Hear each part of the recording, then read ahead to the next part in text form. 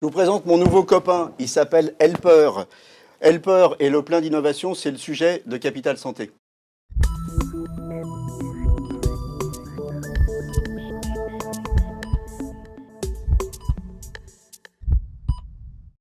Alors avec Helper et moi sur le plateau de Capital Santé, Alain Tixier, vous êtes fondateur de Fingertips et vous êtes venu avec votre oreiller.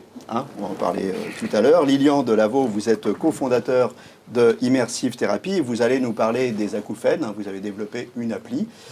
Marc Simon, vous êtes DG de la société Innov Health et vous allez nous parler de Passcare, qui est un passeport santé. Et Thierry Clabot, vous êtes le DGA de CFI Group et vous êtes, alors je ne sais pas si vous êtes le papa, le tonton, le copain d'Helper, mais bon, vous êtes venu avec lui. On est venu avec lui, je fais la déclaration. Alors Helper, il peut faire plein de choses. Alors il peut faire de l'accueil, il peut accompagner un patient ou un visiteur à un lieu donné. Alors, il part de l'accueil et puis hop, on le suit. Il peut faire de la téléprésence. Il y a plein de choses. Hein. Il est doté d'une caméra de recul. Il a l'option caméra de recul. Alors, il est doté d'une caméra de recul aussi. Il a un lecteur de cartes. Il a un lecteur de code barre. Il a une imprimante, un écran, un système de navigation autonome laser, un haut-parleur pour nous parler. Il a le Wi-Fi.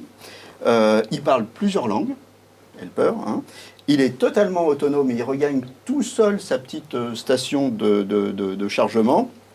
Alors, plus intéressant, il est capable de porter 100 kg en version conteneur. Hein, et il peut atteindre la vitesse vertigineuse de 60 mètres par minute. Alors ça, par contre, c'est pas terrible, hein, Helper. Il faut faire un petit peu de sport, parce que ça va pas aller.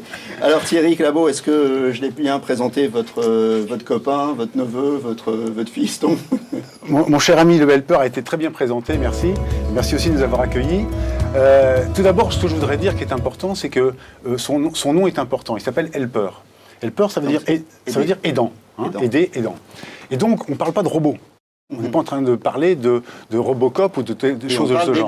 On ne parle pas de remplacer, par exemple, les infirmières. Exactement. C'est la peur. Hein. C'est exactement ce que je voulais souligner. C'est-à-dire qu'il est là pour aider, pour rendre faire des tâches et rendre des services aussi bien aux patients qu'aux soignants ou aidants. Vous le destinez à quoi, Helper? Alors, nous ne sommes limités que par l'imagination. En fait, vous l'avez très bien listé, il est doté d'incroyables capacités. Il est en fait complètement multimédia et de ce fait, on peut simplement le destiner à faire des tas de choses à partir du moment où on lui dit ce qu'il doit faire. D'accord. Donc on va le voir dans les hôpitaux, dans les EHPAD. Alors, on va le voir dans les hôpitaux, on va le voir dans les maisons de retraite, on va le voir dans les EHPAD, parce qu'effectivement, à partir du moment où il y a contact avec la patientèle, eh bien évidemment, il peut tenir un rôle tout à fait intéressant. Tu restes avec nous, Helper, et avec Helper, on va pouvoir dormir sur ses deux oreilles. Ça tombe bien parce que j'ai apporté mon oreiller. Alors, cet oreiller, c'est un coussin intelligent pour les personnes en perte d'autonomie. Il est ultra simple, hein, il y a des commandes tactiles et super intuitives avec des fonctions comme la visio, le SOS, le calendrier, le relevé des interventions. Alors c'est un doudou, hein, il est chaleureux, il est réconfortant. Il a été, malgré tout, c'est pas un gadget, hein, il a été médaillé au concours Lépine 2017 et il a été présenté au CES de Las Vegas. Et Alain Tixier, donc cet oreiller, vous l'avez fait en premier pour votre maman, c'est ça? Exactement, j'ai fait. Alors moi je l'appelle pas, il s'appelle pas Helper, il s'appelle Victor, parce que Victor vient aider aussi les personnes âgées en perte d'autonomie, qu'elles soient à domicile ou en EHPAD. En fait, c'est plus un coussin qu'un oreiller, parce que sinon on dirait pilot, mais nous on préfère l'appeler coussin Victor. Donc il se pose sur les genoux de la personne. Et ce qu'il faut bien préciser, c'est qu'il se connecte en Bluetooth sur la télévision de la personne. Donc n'importe quelle télévision, on arrive à la maison, on place Victor et ça y est, on est connecté. C'est super simple d'utilisation, hein, mais le branchement initial au début, c'est peut-être un peu compliqué, non? Eh bien non, on arrive à la maison, on met deux piles, même pour vous ou pour vos proches âgés. En fait, c'est un aidant, donc vous allez pouvoir le positionner au domicile d'une personne que vous avez envie de voir, avec qui vous voulez avoir des conversations, vous voulez lui envoyer des photos et en fait avoir du lien social. Donc nous, on privilégie le lien intergénérationnel. En fait, c'est tout ce qu'une personne âgée ne peut pas faire avec un smartphone, avec une tablette ou un ordinateur. Victor lui permet de le faire. Et le faire sans connaissance informatique. Donc, ce n'est pas stigmatisant, parce qu'effectivement, vous l'avez dit, c'est confortable. Donc, on peut se reposer même dessus.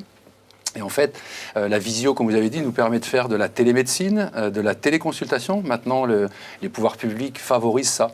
Et en fait, on arrive à avoir un lien social et un lien permanent avec ses proches. Où est-ce qu'on l'achète? Et combien ça coûte? Alors déjà, on ne l'achète pas, on le loue. Et comme il y a des dispositifs d'État qui permettent de réduire le reste à charge du bénéficiaire, ça revient à peu près à 25 € par mois, abonnement Internet compris, pour faire de la visio.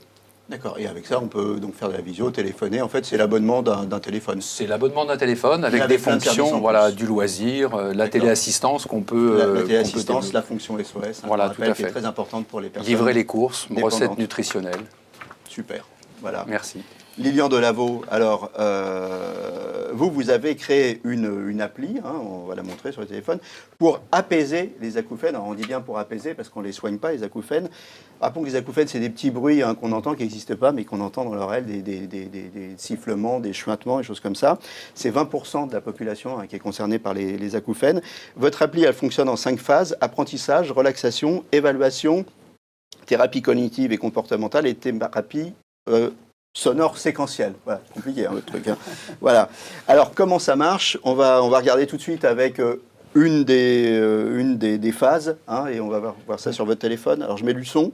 Voilà, tout à fait. Alors ça, c'est une première phase qui est assez simple. C'est une phase de diagnostic et d'évaluation. Il est nécessaire pour la personne qui a des acouphènes chroniques. Donc effectivement, on parle de ces sifflements qui ne s'arrêtent pas quand on a des acouphènes chroniques, 24 sur 24. J'approche du micro, on les entend bien, c'est exactement, et vous pouvez chercher un petit peu. Donc ça, c'est la première activité qu'on propose d'abord pour réussir à aider les gens qui ont des acouphènes chroniques. Je vais faire, là, par exemple, vous pouvez déplacer votre doigt et aller chercher. Alors si vous aviez des acouphènes, ce que je ne vous souhaite pas, Jean-Claude, allez chercher exactement le son de votre acouphène chronique. Donc voilà, ça peut être plus ou moins grave, plus ou moins aigu, ressembler à un sifflement de cocotte minute, ça peut ressembler plus à une flûte très énervante. Voilà, vrai, exactement. C'est énervant. Voilà. Je le coupe. Voilà. C'est préférable, voilà. Donc vous pouvez le couper, mais il faut bien comprendre que les gens qui vivent avec des acouphènes chroniques, le couper, ils ne le peuvent pas. Donc l'idée là, c'est de mieux apprivoiser ces acouphènes, d'apprendre à les connaître. Déjà. Tout à fait, apprendre à les connaître, et c'est pour ça que donc, les premières étapes, c'est de l'évaluation. On apprend, évaluation, à connaître. On apprend à connaître son acouphène. C'est ça? Oui, relaxation, tout à fait. Oui. On va faire en sorte d'éviter les moments de crise ou de pouvoir aller mieux lors des moments de crise. Thérapie sonore, c'est-à-dire que là c'est un petit peu technique, mais en connaissant bien l'acouphène de la personne, on peut essayer d'alléger ces acouphènes sur le long terme avec des écoutes ponctuelles de certains sons.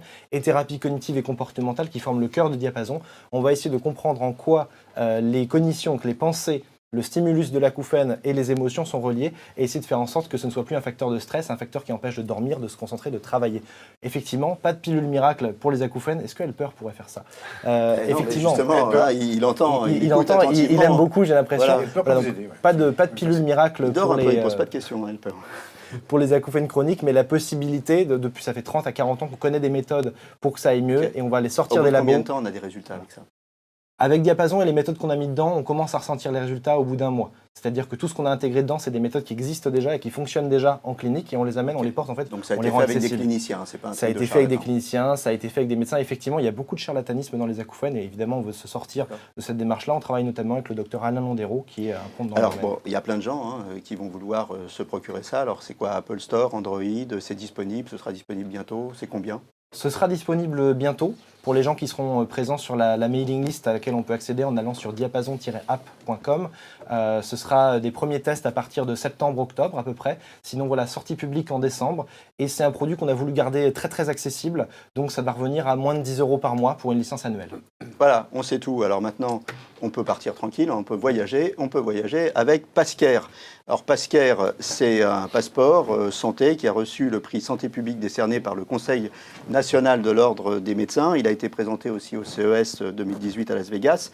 Alors, en scannant le QR code, c'est un QR code, c'est ça, on peut accéder aux infos essentielles de premier secours et on peut les avoir en plusieurs langues.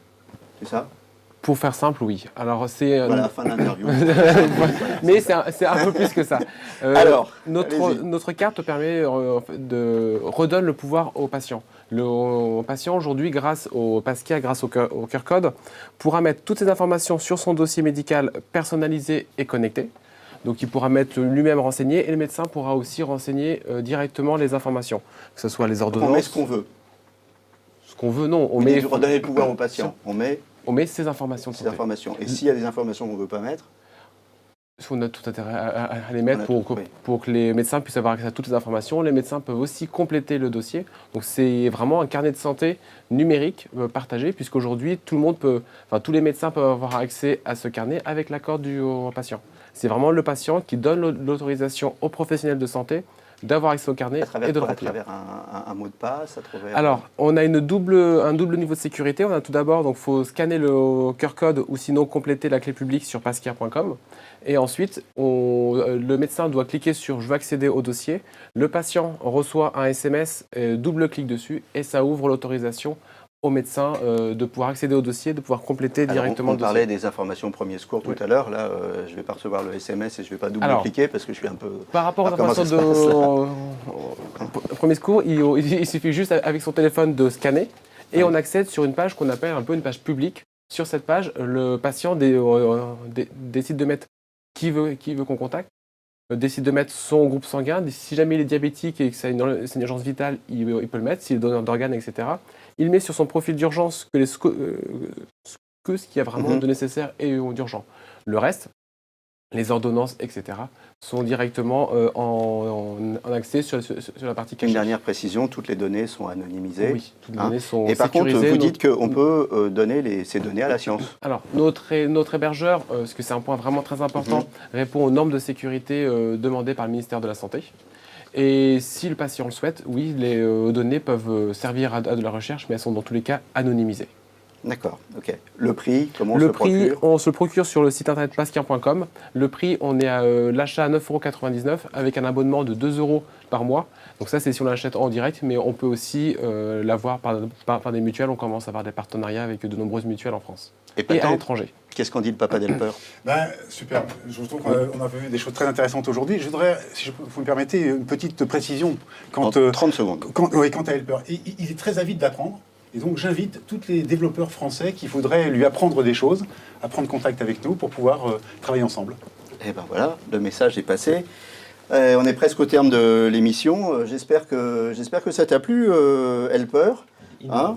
Voilà, il ne répond pas beaucoup, pas très communicant, mais bon, il va apprendre, il est très comme vous l'avez dit. Absolument. Voilà. Merci Helper, il est l'heure de rentrer à ta station de recharge. Voilà. À bientôt pour un nouveau numéro de Capital Santé et d'ici là, portez-vous bien. Merci.